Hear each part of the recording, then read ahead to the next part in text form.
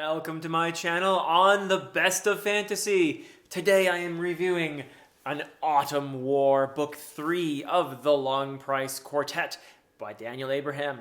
I'm holding here in my hands the Omnibus Edition, which contains both Books 3 and 4, the An Autumn War, and The Price of Spring. And I would have to say that thus far, An Autumn War is my favorite of the first 3 books in the Long Price Quartet.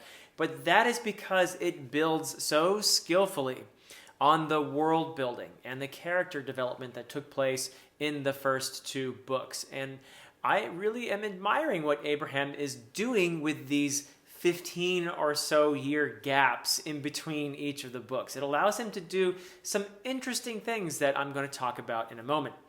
But let's start out with the setting, which is slightly more expansive in Book 3. It spans the cities of the Khayyam, and a little bit of a new setting in a very interesting prologue as well, a different part of the world here that is something new, and it was a great prologue, I have to say, the best prologue so far in the series. But most of the book is actually focused around Machi, and that is a locale that we got to know very well in Book 2 with its great towers, its underground tunnels, and its buildings with upper story doorways for the wintertime and all of that. So it was a great thing that Abraham was able to build on what he had done in the second book in order to just put us right back in that setting. And also give us some stakes, because we know this city, we feel some attachment to it. And so when there is something that might threaten that city and its well-being, we feel a sense of unease and alarm. So very effectively done. Wonderful job. All the world building in here has been just uniformly impressive in the series. And I've talked about in my first 2 reviews how I admire what he's done with the high context culture of the Khayyam and all of their signaling and poses and everything else that goes along with the speech, and how much is conveyed in these poses as opposed to just verbal communication. So it's a really wonderful touch, and I'm just sort of immersed now. I'm used to this world, and I don't even think about the poses and everything. They're just sort of part of the dialogue now. So it's a lot of fun to be in that place here in Book 3.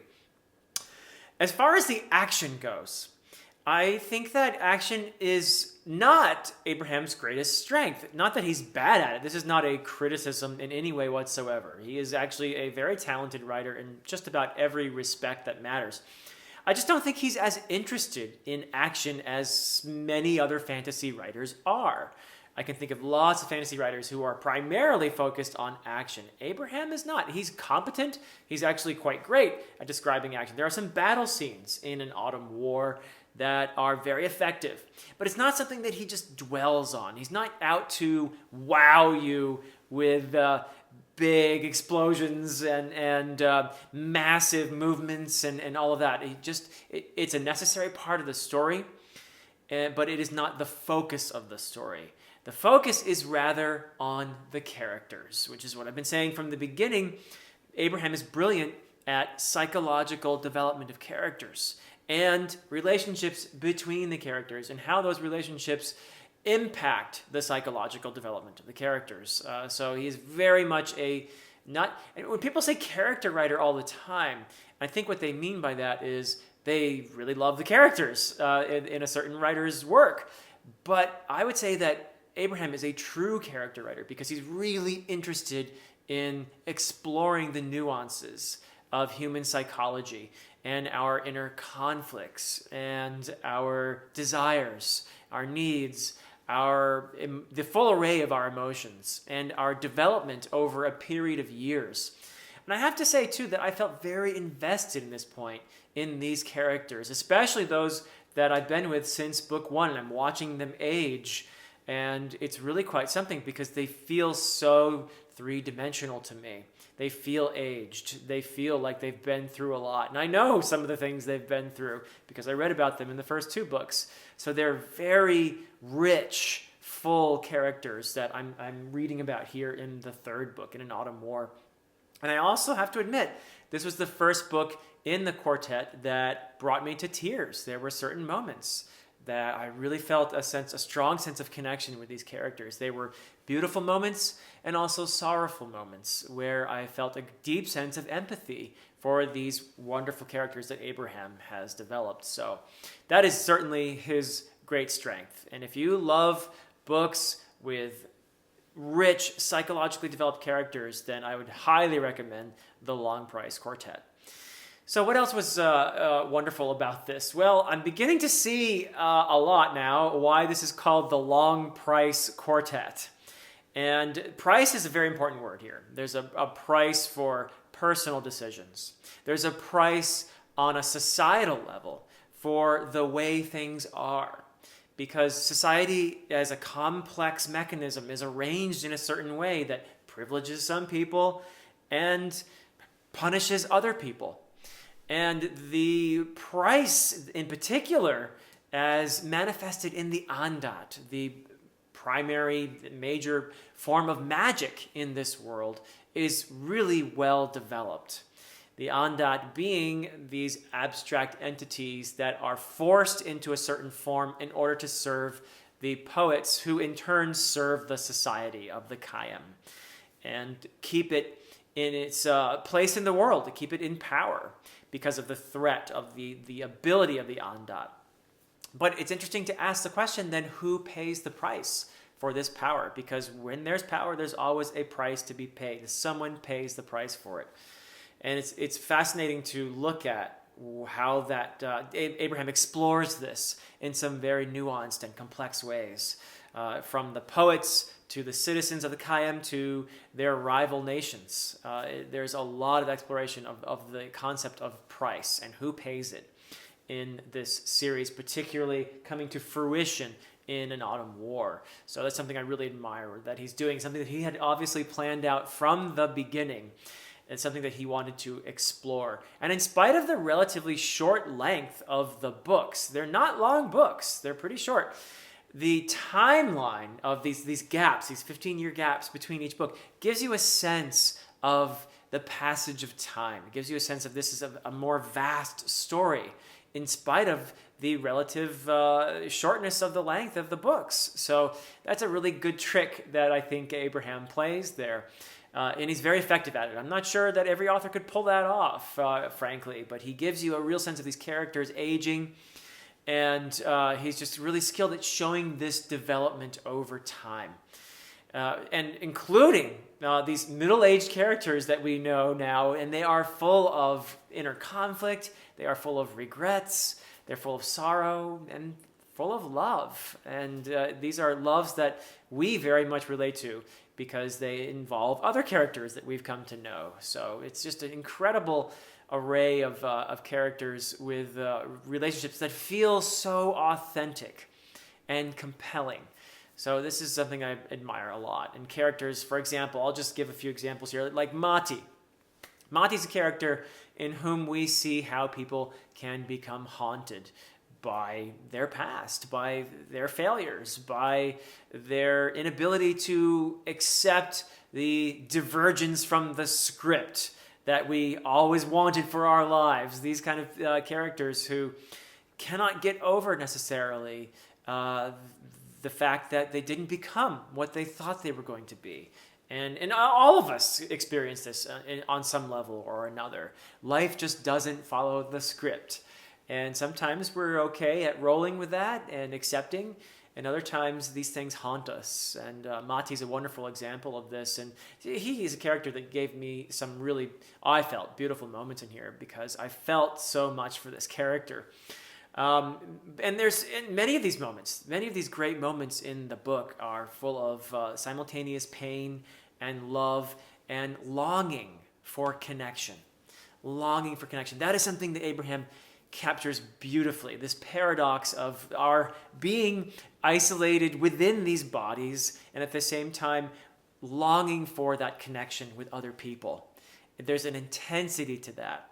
And it's a connection that we never perhaps fully make to our satisfaction, or maybe we do. There are moments of beauty in which we do make these connections. And he captures that paradox and that complexity so beautifully in here. I found it very moving. And there are some intense moments from not only the inner conflict, but the outer conflict. There is a war going on here, and there are divided loyalties. The divided loyalties are perhaps best expressed in the character Sinja.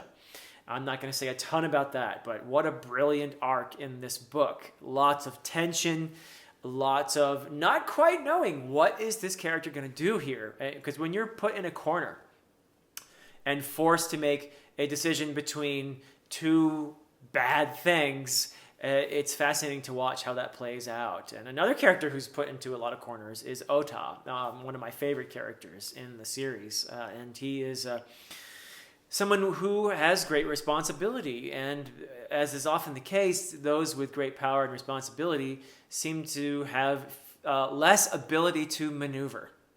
And their decisions have great repercussions. And sometimes those repercussions can be destructive, but it's a matter of choosing which path will be less destructive. So the lesser of two evils. So it's something to watch these characters struggle under the weight of having to make these choices. I was also happy to see much more of the Galts in An Autumn War, and especially the introduction of the character Balasar Geiss. I'm going to keep this spoiler-free, so I'm not going to say a ton about Balasar, but wow, fantastic character. Probably, well, I don't know, in book 2, I think there was, Edan probably ranks up there as well, but as a character that is just developed in one book, Balasar Geiss is up there along with Edan as just brilliantly realized. I talked about inner conflict, and also there's conflict in the reader in terms of how do I feel about this character exactly. I kind of like this guy, but at the same time, I'm not sure I really like what he's doing here.